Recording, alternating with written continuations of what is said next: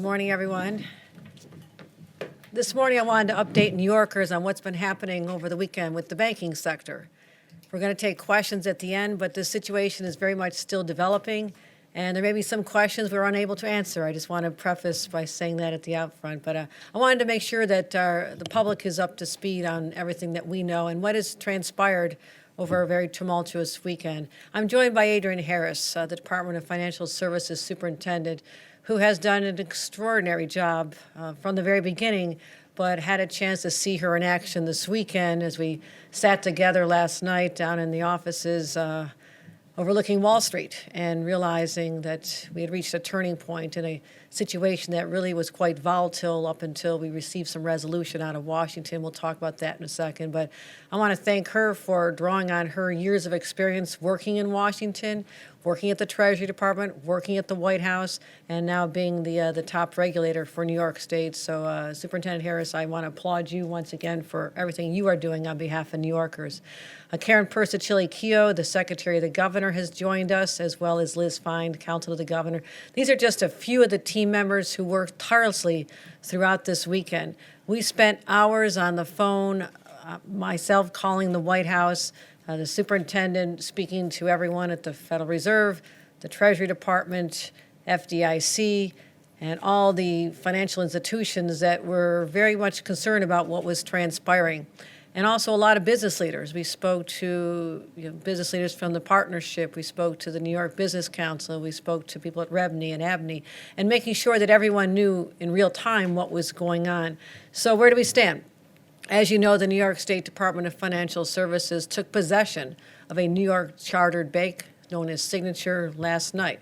While that sounds extraordinary, that is what happens in terms of the transition from a temporary hold by the state, and it's immediately turned over to the FDIC. The department appointed the FDIC to run the day-to-day operations, and this all is in the aftermath of what happened. We saw on Friday unfolding with Silicon Valley Bank out in California, and this had an effect on a bank here in particular, Signature Bank, and the superintendent will explain what happened here. But our view was to make sure that the entire banking community here in New York was stable, that we can project calm, that this is a time when we could manage a certain narrow situation, and to make sure that that did not get any worse. And that was what our objectives were. So what the Federal Reserve and the FDIC did this weekend was important. They invoked powers that were conferred to them to create a stopgap situation,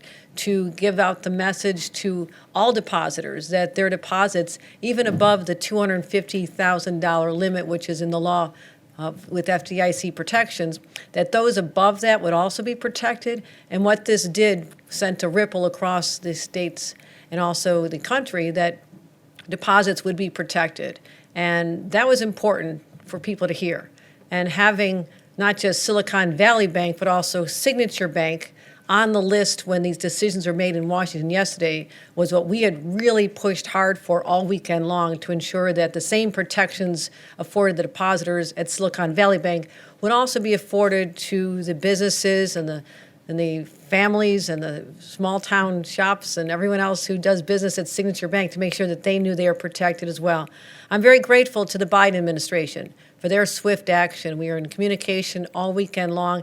They understood the need that we had here in New York to ensure that Signature Bank was also on the list of those that received these additional protections, because they saw that a run on a regional bank could pose a great risk to our stability. This was what the level of concern was over the weekend, that people this morning waking up and deciding to take their money out of a bank because of uncertainty could lead others to flee regional banks, and that would create incredible instability in a sector of the banking community that we think is particularly important. And that would have had large ripple effects throughout the economy, because these banks do hold deposits from small businesses and consumers, including those in the innovation economy, which is critically important to our life cycle here in New York State. Small businesses overall, the lifeblood of our city and our state, and we wanted to make sure that they also, again, had the confidence to know that their deposits and their ability to make payroll were protected. So we decided it was important to do whatever we could to protect them, from customers of Signature Bank particularly those who had uninsured deposits, to know that they would be protected. So that's what the president reinforced a short time ago. And we want to make sure everyone knows the bank branches are open today. This was even an area that could have been in doubt over the weekend if, again, we were not successful in persuading the federal government to include Signature and all of its customers in its protections. So the banks are open. Everything is fine, calm. Now the FDIC is in charge of the bank, and they'll be communicating any further details about the future. But basically, the management has changed. This was important. This is not a bailout of government taxpayer dollars. This is simply using fees that are assessed on all banks by the FDIC in such a time they would need them. So that money is there. It's not from the taxpayers, but also now there's new leadership. So this is not continuing the existing leadership that led the bank into the situation it's in. It is bringing a new fresh blood, as well as hopefully a potential acquisition that we'll be working forward as well. This is an unusual circumstance, but the main message I want to deliver is that New Yorkers should have confidence that their money is secure, and wherever they've chosen to bank, that is protected. And we wanted to come out here this morning because they deserve that confidence, and let them know that they should continue maintaining that level of confidence, that the banking industry in our state is strong, it is on solid footing, and the actions taken yesterday by the federal government and quickly implemented by our superintendent will go a long way toward bolstering that. I am grateful to the countless partners we had in the federal government who acted so thoughtfully and responded so quickly. I'm grateful to the men and women of New York, the entrepreneurs who continue to build here, who have faith and confidence in our systems, and the companies who employ so many workers, and all of those who are keeping our state's economy so strong. I want them to know, once again, despite the jitters over the weekend, this is Monday, the banks are open, the assets are protected, the deposits are protected, and a lot of that was the result of the work done by our superintendent to make sure that we are looking out for our New York family here. So, Superintendent, I'll turn it over to you, and then we'll take a few questions.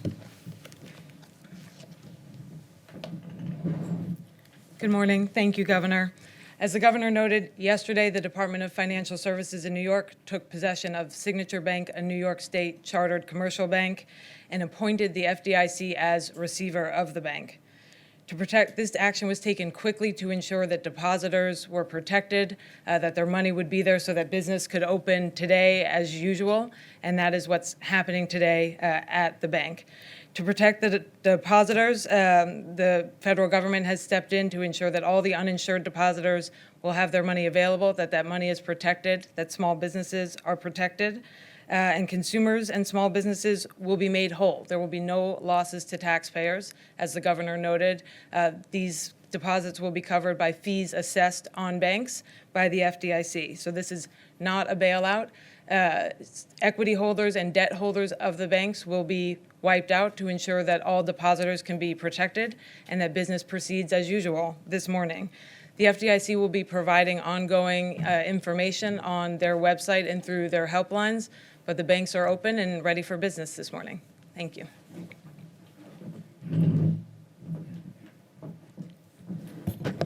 Any on topic first? Andrew.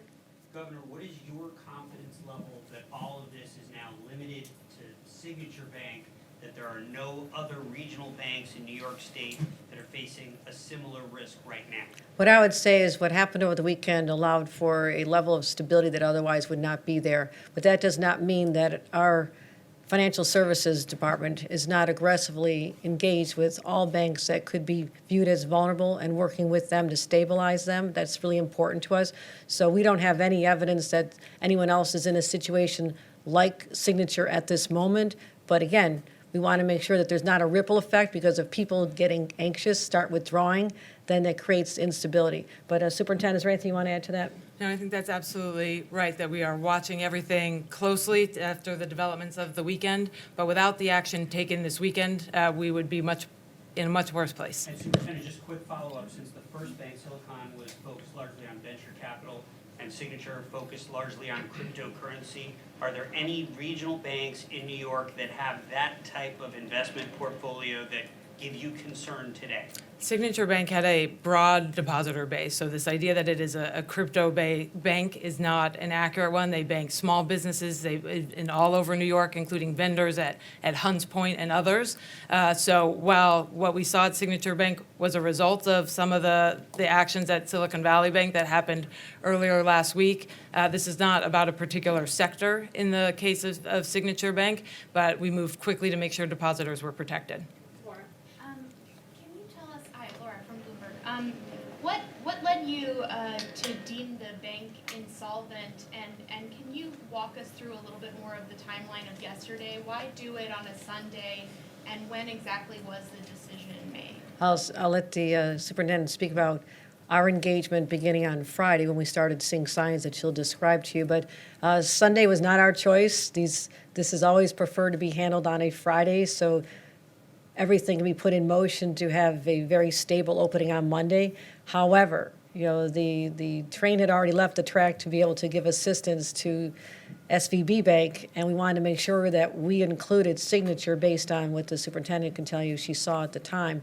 So Sunday was not ideal, but we are so grateful that the policies that were in place that put in motion a meeting of the Federal Reserve, the FDIC, Treasury Department to all come together and receive a certain number of votes. I mean, we're literally counting votes to make sure that there'd be enough to put this over the finish line, which is to allow for this unusual but important step to stabilize an otherwise volatile situation. So again, if we could do it on our own, it would not be on a Sunday. Friday, preferably, right, Superintendent? But if you want to talk about some of the signs that you saw, and it truly was in response to what happened at SVB. This didn't happen in a vacuum. It was what the effect it had on depositors after seeing what was happening at that bank. So, Superintendent? Thank you. When we saw what was happening at SVB, we immediately looked to monitor our banks and make sure there wasn't going to be contagion risk. When we identified Signature as being vulnerable due to the outflows we were seeing from them on Friday, we worked very quickly with the federal government to make sure that they could be taken into receivership, but under the circumstances that we knew depositors would be covered. We didn't want to move to take them into receivership if we weren't sure that depositors would be covered, but thankfully we were able to work closely with the federal government, make sure that all depositors were covered, including the uninsured deposits, and take them into receivership as quickly as possible so that they were ready to open for Monday, and they are. And just to follow up, we reported this morning that the executives at Signature Bank weren't aware that this was happening. Can you tell us a little bit about why? Was there any communication with the bank over the weekend? When did they find out that this was going to happen? We're always in constant communication with all of our regulated entities, including Signature and including over the weekend. And one question, just to follow up on what you talked about earlier, when you start seeing a tremendous number of deposits being withdrawn on a Friday, because of people's ability to do online banking, that trend continued over the weekend as well. So when you see signs that are not good on a Friday, you cannot assume that that's the complete picture of what's going on, because people are making also, again, reading social media and getting this sense of anxiety, and all of a sudden there is a major effect. So having this stop over the weekend was really important as far as the timing to allow the normal process to proceed on Monday morning. And you said you both were in the office overlooking Wall Street yesterday. What time did you, look at each other and say, we have to make this call? I know it came out in the evening, but can you tell us a little bit about the scene there? Well, we were sitting at a table literally on phones waiting to hear the outcome of the meeting in Washington. That was the first step. If the answer had been no, it would have been a very different dynamic right now. So that was a grateful moment, but then the superintendent immediately had to take action, and she can describe as far as the temporary acquisition of the bank by New York State as a holding measure. Then the FDIC regulators step in. Is that accurate? Absolutely. So we were in touch all weekend long with federal regulators, the governor and I speaking with elected officials, business leaders, as she noted, and then together in person yesterday afternoon as we were waiting to hear the outcomes and what the federal regulators were going to decide to do in terms of providing support for uninsured deposits. But we were ready all weekend to do what we needed to do no matter what the outcome was in Washington. But we are grateful that it was what it was, and then we took actions accordingly. Marla? I'm wondering if you could explain how Signature Bank got caught up in this, and in terms of their executives not knowing what was going on, is there going to be some sort of an investigation into, you know, how this happened and when they knew that things were not looking good? So the regulators, DFS, the federal regulators are always overseeing the banks, and we were in communication with Signature and other banks that we were watching all throughout the weekend. Communication was constant. The management has been removed, so part of the process of my taking over the bank and appointing the FDIC as receiver means the management, the board is removed instantly, and now the day-to-day operations are run by the FDIC. They will install new management, and then we will look for a new owner of the bank. How did Signature get caught in this? I think as we saw with SVB, it was a little bit of panic from depositors who weren't sure that their uninsured deposits were going to be safe. And so we were watching the entire system, regulators around the country, the federal regulators. A number of banks were under everyone's watchful eye. So Signature, because of the amount of outflows we saw on Friday, we knew we were going to have to take action over the weekend so that they could open on Monday. Time for one more. Morgan, go ahead. Last question. Just an off-topic for you, Governor, here. Just hoping you can comment on the situation happening at Madison Square Garden with the liquor license possibly being revoked. Just hoping you can comment on what you've been seeing there. Certainly, but since there's litigation involved, I'll turn it over to our counsel, Liz Fine. Thank you. That is a matter that's being handled by the State Liquor Authority. They are in charge of enforcing the alcohol and beverage control law, and it is a regulatory matter, and it's also the subject of litigation. So at this point, I don't think we are going to be able to comment on the matter. All right, thanks, everybody.